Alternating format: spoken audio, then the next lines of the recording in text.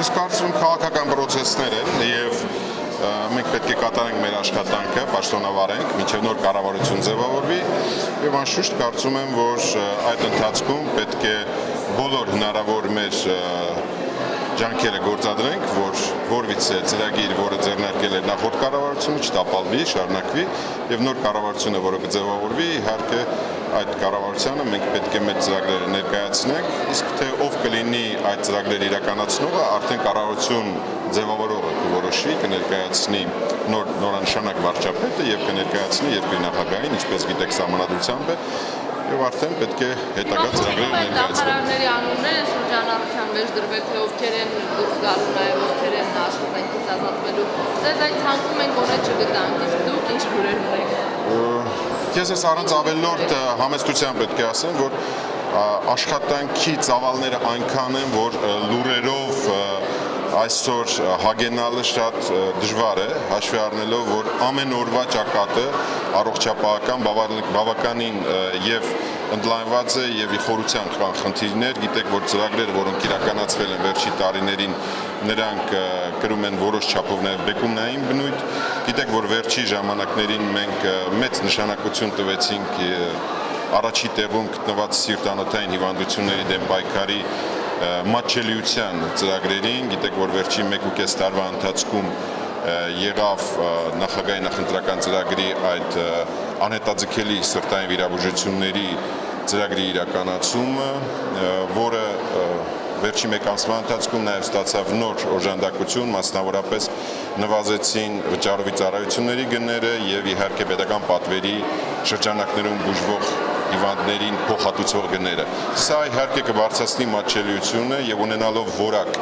միջազգային չափորոշիչներին համապատասխան, ունենալով հասանելիություն 9 կենտրոն Երևան քաղաքում եւ 2 կենտրոն մարզերում, նաեւ Արցախում իրականացվող ինտերվենցիոն սրտային վիրաբուժության ամբողջ զավալը համոզված են, որ մատչելիության գործակիցը ել ավելի կնպաստի բարելավմանը իրավիճակի առողջապահական ցուցանիշները կբարելավեն, համոզված եմ նաև, որ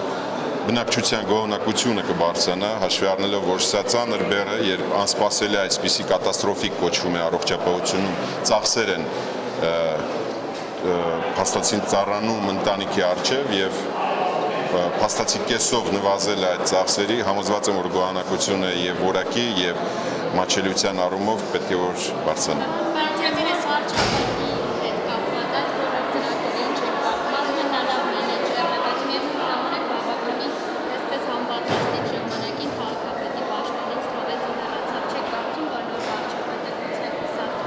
Կարծում եմ, որ պետք է հարցերը համապատասխանաբար հասցեագրված ուղղեք, ես կոմպետենտ չեմ այս հարցում ձեզ մեկնաբանեմ, ես համոզված եմ, որ ծրագրերը պետք է ներկայացվեն եւ ոչ թե անձերով պետք է մենք փորձենք վերլուծություններ տալ, այլ ծրագրով համենայն դեպս առողջապահական ոլորտում հենց բուն առողջապահությունը սա ծրագրային ոլորտ է, եթե բժշկությունը սա անձնավորված ոլորտ է եւ հիվանդ բժիշկ փոխհարաբերությունների մեջ շատ մեծ նշանակություն ունի, որ բժիշկին եք վստահում, ապա առողջապահությունը սա համակարգ է եւ ինստիտուցիոնալ ծրագրային մոտեցումների մասին պետք է խոսենք, որը վերջին տարիներին իրականացվում է։ Կարեն Կարապետյանի հետ աշխատանք պատկերացնում եք ձեր, այսինքն ճանաչում եք նրան արդյոք երբեք աշխատել եք նրա հետ երբևիցե ու պատկերացնում եք, որ այսօր նրա հետ կարող եք աշխատել։ Ես երբևէ չեմ աշխատել, ինչ վերաբերվում է հետագա աշխատանքներին, կարծում եմ, որ մոտ ժամանակներս դուք ավելի ինֆորմացված կլինեք։ Անմոռացել քարորիա պատերազմից եւ կոպիգրիպը տարածումից հետո քննադատությունները շատ եղան, որ առողջապահության նախարարությունը համակարգ ինքնին պատրաստ չէր այս երկու մարտահրավերներին, որ կլինիկաներն իրենց վրա վերցրեցին անվճար բուժօգնությունը, հատկապես քարորիա պատերազմի ընթացքում, կոպիգրիպի տարածման ընթացքում մեզանց լավ գիտեք քննադատությունները, որոնք էր չեք կարծում Աստված մի արած է երկրորդ այսպիսի դեպքերի ժամանակ նախարարությունը շուտացիր քաղել է, թե դրա բարիք չուներ։ Նախարարությունը ուշով հետևում է բոլոր իրադարձությունների զարգացմանը, առողջ քննադատությանը միշտ բաց ենք եւ փաստացի այն ինչ որ մենք այսօր ներկայացնում ենք 2.5 տարվա ընթացքում ձեզ քաչ պետք է ծանոթ լինի, ինչ վերաբերվում է քարորյա պատերազմին եւ H1N1-ի բռնկումների հետ կապված խնդիրներին, ես կուզեի, որ մենք տարանջատենք առողջ քննադատությունը եւ քննադատության փորձերը, առավելևս երբ որ այդ փորձերը մի ուղղվածության են եւ ներկայացվում է, որ առանձին կլինիկաներ կարող է վերցնում են իրենց վրա, միանշանակ կարող եմ ասել, որ բարերարությունը մեր ժողովրդին հարիր է եւ բարերարություն անելը եւ հետո դա փորձել շահարկելը կարծում եմ այդ հատվածում մեզ համար սազական չէ։ Ինչ վերաբերում է ընդհանուր զանգվածին, իհարկե պետական ամբողջ հոգսի ներքո է եղել այդ ծավալներ եւ եթե առանձին դեպքեր կան, որոնք որ եղել են առանձին բարերարների, անգամ եթե դա հիվանդանոցներ են, կարծում եմ, որ Վանաձևի երկրորդ կետն է աշխատում եւ հարիր չէ անել եւ հետո իշատակել։ Իսկ առողջ քննադատությունը միշտ օգնում է ծրագրերի բարելավմանը։ Շուշով հետևեցիք ու դասեր քաղացիք համակարգին։ Իհարկե մենք շատ բաց ենք աշխատել եւ կարծում եմ, որ համակարգը ինքնին մշտապես պետք է գտնվի դինամիկ քննարկումների եւ անգամ քննադատների դաշտում։ Առողջապահությունը առհասարակ ինքը ծանր սոցիալական ոլորտ է։ Այնտեղ բազմաթիվ խնդիրներ կան ոչ միայն մեր երկրում, այլ ամբողջ աշխարհում։ Մարտահրավերները բազմաթիվ են եւ համոզված եմ, որ այս մարտահրավերները միայն մասնագիտական դաշտում վերլուծել անհնարին է։ Պետք է միշտ լինել հնարավորինս հասարակության համար ընկալելի։ Գիտեք, որ վերջին տարիներին մենք շատ մեծ նշանակություն ենք տվել ոչ միայն բուժական աշխատանքներին, այլև հանրային առողջապահական ծրագրերին, որտեղ որ մեծ նշանակություն ունի հանրային կարծիքը։ Խոսքը գնում է ինչպես առողջ ապրելակերպի, ծխելու դեմ պայքարի, այնպես էլ նույն պատվաստումների մասին։ Եվ եթե հանրային կարծիքը այս հատվածում մենք չենք կարողանում ապահովել վստահությամբ, իհարկե պետք է նվազեն փաստացի ծածկույթը կարող է նվազի տոկոսային նույնը պետք է իջնի եւ դա կարող է բերի ինֆեկցիոն բռնկումների։ Այս հատվածում ես կարծում եմ, որ մենք շատ լայն աշխատանք ենք տարել եւ հասարակության լայն զանգվածների հետ, լրատվական միջոցների հետ եւ ես իհարկե կուզեի շնորհակալություն հայտնել այն լրատվական միջոցներին, որոնք որ եղել են շատ կառուցողական, եղել են ազնիվ, եղել են արեստավարժ։ Այս երեք սկզբունքն է եղել մեր աշխատանքների մեջ եւ ես համոզված եմ, որ այդ երեք սկզբունքով էլ պետք է շարունակվի առողջապահական ոլորտը լուսաբանվի եւ համագործակցությունը ձեզ հետ։ Շնորհակալություն։ Մի օնկոլոգիական Ես պետք է ներողություն խնդրեմ, մենք արդեն ընդլայնված անգամ ամենայն հարգանքով ձեզ եւ ձեր անձին, բայց ես կարծում եմ, որ մենք ընդլայնված ինտերվյու ենք անցնում։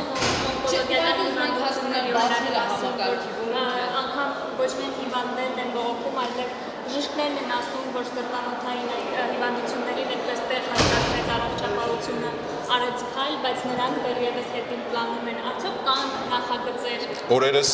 դուք կլսեք, որ կբացվի ռադիոիզոտոպների արտադրություն, որտեղ ամենաժամանակակից սարքավորումներով հագեցած եւ GMP հավաստագրում ունեցող լաբորատորիայում արտադրվող ռադիոիզոտոպները կօգտագործվեն որպես համապատասխան նյութ պոզիտրոն էմիսիոն տոմոգրաֆիայի համար սա ամենավերջի ռադիոլոգիական հետազոտության ուրեմն ուղղություններից մեկն է, որը թույլ է տալի թաքնված պրոցեսները օնկոլոգիական հայտնաբերել եւ ճիշտ ժամանակին իրականացնել բուժական աշխատանքներ։ Այդ խնդիրները կարծում եմ արդեն լոգիստիկ եւ գնային քաղաքականությունը կլինի այնպեսին է, որ լինի մրցունակ տարածաշրջանում, ուսումնասիրել ենք թե ինչպիսի գնային քաղաքականություն կա մեր հարևան երկրներում եւ հաշվի առնելով որ մենք բաց համակարգ ենք եւ մեր բնակչությունը շատ իրազեկված է, կոմունիկացիոն հնարավորությունները բարձրացված են, կարծում եմ մրցունակության խնդիրը շատ արդիական է դառնում մեզ համար։ Ուղղակի հաշվի առեք, որ բժշկությունը եւ առողջապահությունը սա մի ոլորտ է, որտեղ պարզ մրցունակությունը մշտապես կարող է ունենալ սոցիալական լարված խնդիրներ, մասնավորապես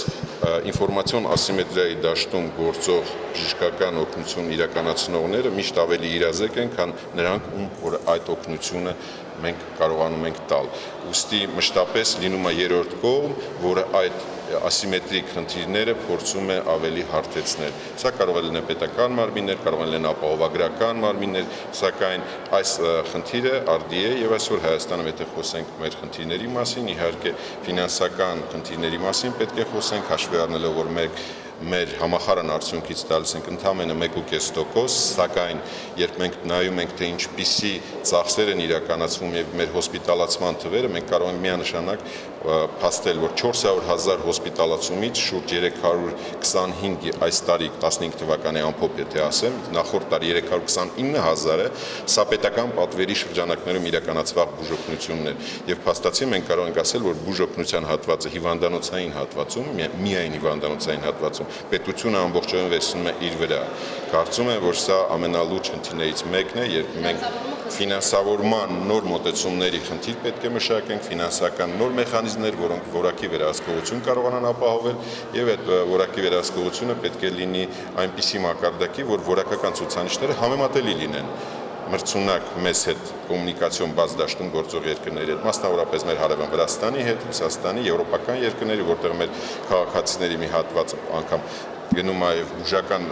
process-ներ անցնում, սակայն հետ բուժական հատվածում արդեն իսկ ձևավորվում են որոշակի խնդիրներ։ Ուստի մենք պետք է կարողանանք այդ ամբողջ ցիկլը ապահովել Հայաստանում, ինչպես հանրային առողջապահական ծրագրերից, որ առողջ պահենք, առաջնային օղակում, որ հնարավորինս շուտ հայտնաբերեն եւ կարողանան ճիշտ ներկայացնել այն հիվանդությունները, որոնք ռիսկային են, սա առաջին օղակն է առողջապահական ամենազոր, որը ես համոզված եմ, որ մեր հերանեկարները կապված են լինելու ոչ թե բուժական աշխատանքները խորացնելու, այլ ավելի պետք է գնան դեպի առաջնային օղակ, դեպի պոլիկլինիկական ցանց, դեպի ամբուլատոր բժշկություն եւ իհարկե առողջապահություն, որը իր էությամբ նշանակում է հանրային առողջական ծրագրեր եւ ոչ թե մշտական բուժական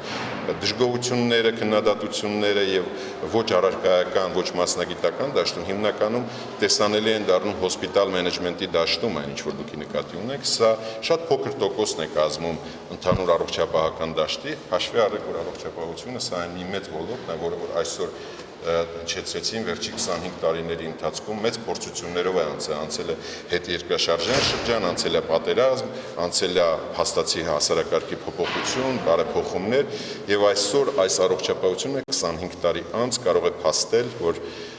մենք միշտ եղել ենք մեր ժողովրդի կողքին, անկախ քաղաքական իրավիճակներից, պատերազմ թե խաղաղություն, նացին ուրեմն արհավիրքներ եւ իհարկե համոզված եմ, որ հայ բժիշկը իր գաղափարախոսությունով, իր հոգեկան ապրումներով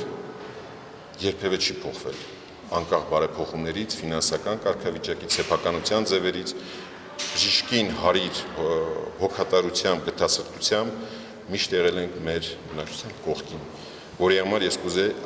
արդից օգտվել եւ շնորհակալություն հայտնել մեր բուժաշխատողներին, շնորհավորելով իրանց անկախության 25 տարին։